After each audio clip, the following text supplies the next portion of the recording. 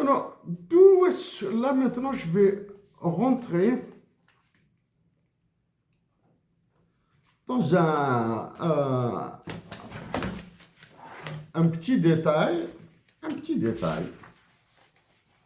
si un petit détail qui est un peu bizarre. En Algérie, c'est Algerian Investment Promotion Agency, AAPI. Donc en Algérie, c'est the Algerian Investment Promotion Agency, AAPI. Ce nom est écrit en anglais. C'est la première fois que je vois une dénomination anglaise en Algérie. C'est cet acronyme. Donc, c'est l'agence Algerian Investment Promotion Agency. Elle a un tout petit site internet, assez sympathique comme ça. Sympathique, du moins, non? Tout petit site internet, là. Donc, c'est l'agence pour la promotion de l'investissement en Algérie. C'est l'agence algérienne pour la promotion de l'investissement qui s'appelle AAPI.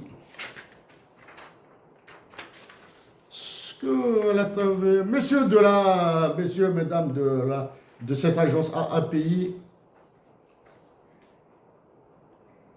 je dois faire personnellement, je fais la différence avec de AAPI, EEPI, de Abraham Accords Peace Institute, l'Institut de la paix des accords d'Abraham. Les deux noms se ressemblent. L'algérien s'appelle AAPI, l'américain s'appelle EEPI, AAPI. Hein? Est-ce qu'il y a un lien entre les deux noms? Est-ce que c'est la normalisation avec Israël qui se cache derrière? Parce que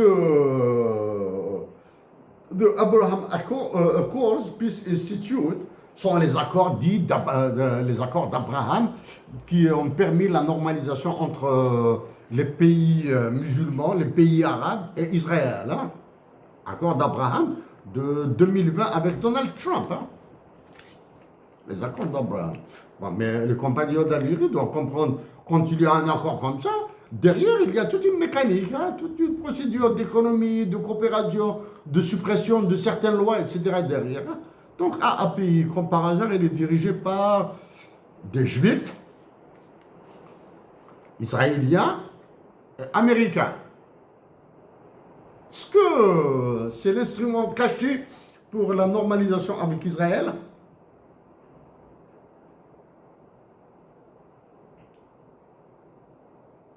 Je suis le premier Algérien à avoir parlé de la normalisation avec Israël. Okay? Je suis le premier Algérien à avoir parlé, du moins depuis 10 ans maintenant, avec de la normalisation avec Israël. Je place quelques mots maintenant, immédiatement, je reviens après sur Israël, cette histoire. Même si Israël est dirigé par un criminel de guerre, un terroriste, Hitler devant lui est un enfant, est un bébé, est un ange. Hitler devant Benjamin Netanyahu est un ange. Oui, j'avais suggéré de commencer par l'accueil des juifs israéliens qui ont des racines en Algérie, par l'organisation de conférences des Israéliens pro-paix pour la paix en Palestine et des conférences sur la paix en Afrique du Nord. Ok? Coopération sur le nucléaire, qu'ils soient civils ou militaires.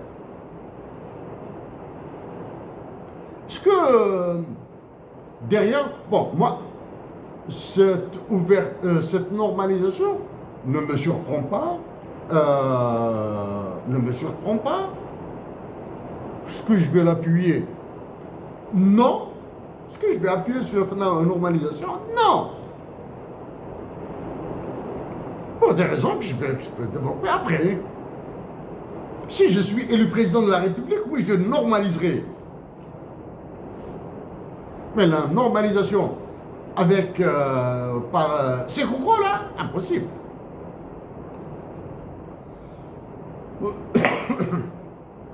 Attends. Tenant, le capital de la BNA a été augmenté. Il y a de l'argent du Bahreïn. Du Bahreïn. Il faut que je précise de quelle banque il s'agit. Et quelles sont les conditions de ce prêt. Ou bien quelles sont les conditions de cette participation. Ou bien est-ce que la BNA sera transformée en venture capital? Venture capital, c'est capital risque. Il faut qu'ils le disent là.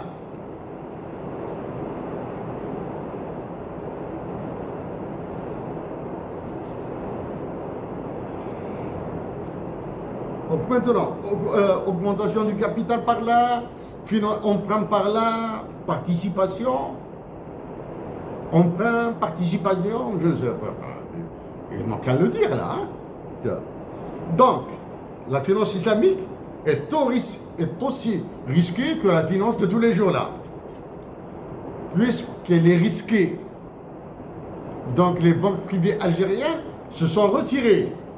Les banques privées algériennes, comme El Baraka, refusent de participer dans ce jeu risqué. Ok?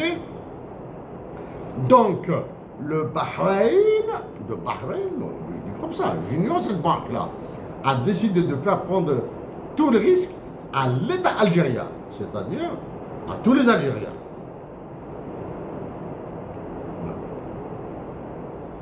Donc, le Bahreïn a fait prendre le risque à l'État algérien à travers la BNA.